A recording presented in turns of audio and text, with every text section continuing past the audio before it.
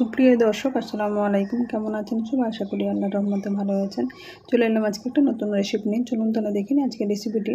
আজকে বানিয়ে নেব সাউথ ইন্ডিয়ান স্টাইলে টমেটো রসম। এর জন্য প্রথমে আমরা টমেটো ডাল যেটাকে বলে থাকি সেটাকে সাউথ ইন্ডিয়ান ভাষায় রসম বলছে, তাই আমি আজকে এই রেসিপিটি শেয়ার করছি। এখানে আমি প্রথমে এটা অড়হরের ডাল, এটাকে আপনার কোন ডাল বলে থাকেন, যেটাকে আমাদের আঞ্চলিক ভাষা রাহার বলে থাকে। এখন এখানে আমি 3টে টমেটো, কাঁচা লঙ্কার পরিমাণটা আপনি কম বেশি করে নেবেন। যদি শুকনো লঙ্কা খান তাহলে শুকনো লঙ্কা খাবেন। অ্যান্ড টমেটোগুলো প্রেশার কুকারে সেদ্ধ করবো বলে নিয়ে নিলাম। আর এদিকে ডালটাকে পরিষ্কার করে ধুয়ে নেব। এদিকে পরিষ্কার করে আমি 3-4 বার জলটা চেঞ্জ করে এটা ধুয়ে নিলাম। এখন প্রেশার কুকারের মধ্যে ডাইরেক্ট এটা দিয়ে দিচ্ছি। এখন এখানে আমি হাফ লিটার মতো জল দিয়ে দেবো সেদ্ধ করার জন্য। এখানে সামান্য পরিমাণ লবণ, হলুদ গুঁড়ো আর সামান্য পরিমাণে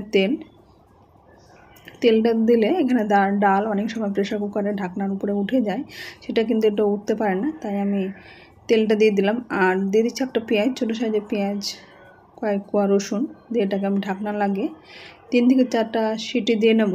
ঢাকনাটা ভালোভাবে লাগিয়ে ফুল ফ্লেমে এটাকে সেদ্ধ করে নেব। ভালোভাবে সেদ্ধ করতে হবে যাতে এখানে কোনো ডালটা শক্ত না থাকে, সেটা খেয়াল রাখতে হবে। দেখে বুঝতে পারছেন আমি 3 থেকে 4টা সিটি দিয়ে এটা 2 মিনিট মতো মিডিয়াম ফ্লেম করে রেখে দিয়েছিলাম। তারপর দেখেন কত সুন্দর সেদ্ধ হয়ে গেছে। ঢাকনা খুলে এখন দেখাচ্ছি। এখন একটা টমেটোগুলোকে আলাদা করে আমি উঠিয়ে নিলাম, যে টমেটোর খোসাটা আছে সেটা ছাড়িয়ে নেব। আর ডাল ঘুটনির সাহায্যে রেখে আমি ডালটাকে ঘুটে নেব ভালো করে।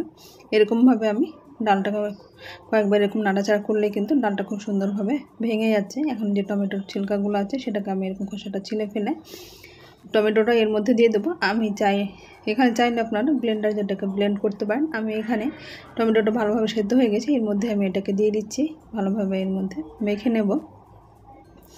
এইদিকে এটা ভালোভাবে টমেটোটা মেখে নিচ্ছি। এখানে যে মশলাগুলো আছে সেই মশলাগুলোর মধ্যে এখন রেডি করে নিতে হবে। এখন টমেটোটা ভালোভাবে মাখা হয়ে গেছে, এর মধ্যে আমি এখানে জল দিয়ে দিলাম। এখানে হালকা উষ্ণ করা জল আছে, সেই জলটা এখানে দিয়ে দেবো, তাহলে ডালের কিন্তু টেস্টটা ভালো হয়। এখন এটা জলটা দিয়ে এরকম আমি নেড়েচেড়ে এটা রেখে দেবো। এদিকে আমি তেঁতুলগুলো মোটামুটি আধ ঘন্টা আগে ভিজিয়ে রেখেছিলাম। এটা তেঁতুল ছাড়াই আবার তৈরি করে নিতে পারেন। আমি তেঁতুল যেহেতু সাউথ ইন্ডিয়ান খাবার, একটু ওরা টক খাই, তাই আমি এখানে তেঁতুলটা ছেঁকে জলটা দিয়ে দিচ্ছি। এরকমভাবে আপনারা গরমের মধ্যে খেয়ে দেবেন, দেখবেন খেতে কিন্তু দুর্দান্ত স্বাদের হয়। এখন এটা রেডি হয়ে গেছে। অন্যদিকে ওভেনে একটা কড়াই বসে আমি এখানে কড়াইটা ভালোভাবে গরম করে নিই। এখানে দিয়ে দিলাম 2টো শুকনো লঙ্কা, জিরা, ধনে। এগুলো দিয়ে মশলাটা বাড়িতে তৈরি করলে যেহেতু এটা টাটকা ফ্রেশ, এখানে কিন্তু ডালটা খেতে বেশ মজাদার হয়। এখন মিডিয়াম ফ্লেম করে নিয়ে আমি মশলাগুলোকে ভেজে নেব। এখানে যত বেশি মিডিয়াম লো আছে এটাকে ভেজে নেবে, মশলাটা যাতে না পুড়ে ভাজার ফ্লেভারটা আসলে খুব সুন্দর। যে কোনো তরকারির মধ্যে দিলে এটা টেস্টটা কিন্তু ভালো হয়। আর দিচ্ছি আমি 1 চামচ মতো মৌরি, এটা দিয়ে এখন মিডিয়াম ফ্লেম করে নিয়ে এটা মোটামুটি 5 থেকে 6 মিনিট মতো ভেজে নেব। এইদিকে মশলাটা নাড়তে নাড়তে ভাজা হয়ে গেছে। এখন এখানে আগে থেকে আমার ডাল, যেটা অড়হরের ডাল, সেটা কিন্তু আমি ভেজে রেখেছি আগে থেকে, সেই ডালটা এখন এর মধ্যে দিয়ে দিলাম। এখন এর মধ্যে কিছুক্ষণ নাড়াচাড়া করে আর রসুনটা এখানে দিচ্ছি। রসুনটা কিন্তু আগে আমরা যে চাটনি করি সেই চাটনি কিন্তু আগে এটা রসুন ভেজে নিই, কিন্তু সাউথ ইন্ডিয়ানে রসুনটা কিন্তু পরে দেওয়া হচ্ছে, তাই আমি এখন রসুনটা পরে দিলাম। এখানে হালকা এটা ভাজা হবে, তারপরে কিন্তু এর ফ্লেভারটা হয়তো কাঁচা টেস্টটা হয়, তাই আমি আজকে একটু হালকা কাঁচা রসুনটা রেখে দেবো। আর দিচ্ছি কয়েকটা জিরে, কারি পাতা এখানে দিয়ে, কারি পাতাটা মাস্ট, কারি পাতাটা দিতে হবে, তাহলে ডালের ফ্লেভারটা খুব সুন্দর আসে। আর সাউথ ইন্ডিয়ান যে খাবার একটা, সেটার ফ্লেভার চলে আসে। এখন এরকমভাবে আমি নেড়েচেড়ে মশলাগুলো এদিকে ওভেন বন্ধ করে দেবো, এটা ঠান্ডা হতে দেবো। অন্যদিকে ওভেনে একটা কড়াই বসিয়ে এখানে সরিষার তেল দিয়ে দিলাম।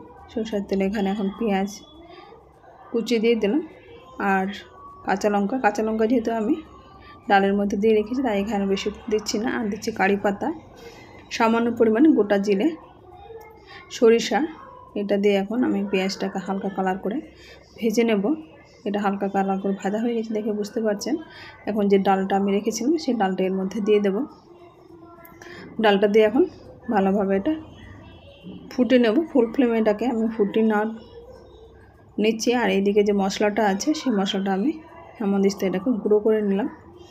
এখান থেকে বুঝতে পারছেন। আর দিচ্ছি ধনে পাতা, আমি শুকিয়ে এটাকে ফ্রোজেন করে রেখেছিলাম, সেটা কিন্তু এখন এর মধ্যে দিয়ে দিলাম। চাইলে এটা আপনারা একটু ভেজে দিতে পারেন, এটা ধনে পাতার ফ্লেভারটা খুব সুন্দর আসে। চাইলে আপনার কাসুরি মেথি সেটাও এটাতে গুঁড়ো করে দিতে পারেন। এখন হেমন্দিস্তের মধ্যে যে মশলাটা আমি ভেজে রেখেছিলাম সেটা গরম গরম অবস্থায় এখানে গুঁড়ো করে নেব। এরকম গুঁড়ো করে নিয়ে এখন উপর থেকে আমি 2 চামচ মতো দিয়ে দিলাম, বাকিটা রেখে দেবো। এটা অন্য যে কোনো ভেজ রেসিপির মধ্যে এটা দিয়ে খেতে পারেন। লবণটা কম মনে হচ্ছে, যেহেতু ডালের সেদ্ধর সময় লবণ কম দিয়েছিলাম, তাই লবণটা টেস্ট করে নিয়ে দিয়ে দেবো। চাইলে আপনারা এখানে সামান্য পরিমাণ চিনি ব্যবহার করতে পারেন। এখানে অল্প পরিমাণে যেহেতু তেঁতুল দেওয়া হয়েছে, তাই অল্প পরিমাণ আমি চিনি দিয়ে দেবো। এটা ফুটে গেছে দেখে বুঝতে পারছেন। এখানে চিনিটা আপনারা না চাইলে নাও দিতে পারেন, তেঁতুল বেশি টক হবে বলে আমি অল্প পরিমাণে দিয়ে দিলাম। এখন এরকমভাবে নেড়ে চেড়ে ওভেন বন্ধ করে দেবো। খুব সহজে তৈরি হয়ে গেছে সাউথ ইন্ডিয়ান স্টাইলে টমেটো রসম। আমার রেসিপিটি কেমন লাগলো আপনার বাড়িতে ট্রাই করে অবশ্যই কমেন্ট বক্সে কমেন্ট করবেন। আমার চ্যানেল নতুন বন্ধু হয়ে থাকেন তাহলে সাবস্ক্রাইব করে পাশে থাকা অনুরোধ রইল, পাশে থাকা বেল আইকনটি প্রেস করে দেবেন, তাহলে যখনই কোনো ভিডিও আপলোড দেবো সর্বপ্রথম নোটিফিকেশান পেয়ে যাবেন। আজ তাহলে এই পর্যন্ত, ফিরে আসছি নতুন কোনো রেসিপি নিয়ে। ভালো থাকবেন, সুস্থ থাকবেন। আসসালামু আলাইকুম, আল্লাহ হাফেজ।